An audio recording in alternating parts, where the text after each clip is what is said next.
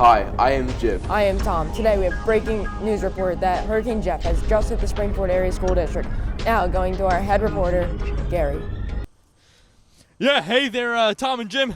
It's good to see you out here in these brutal weathers. I've never been in a storm like this ever in my life. I mean, the winds, they're the highest they've ever been. This is the hurricane of the century, ladies and gentlemen. We're talking about 50 feet of rain raining down on us. I don't know how people even are gonna stand in this weather. I know I can't, but I have incredible balance. So Gary, what's the weather like? Yeah, Jim, the weather out here is probably going at 70 miles an hour. I mean, I'm about to fall, and I think I might die out here, to be honest. We'll see. Sounds awful out there, Gary. Hope you're doing well. Stay safe and stay inside. In other news, a Florida man has thrown pistachios at a store clerk at a local Giant. He is facing 3 to 5 years in prison and is now being sued.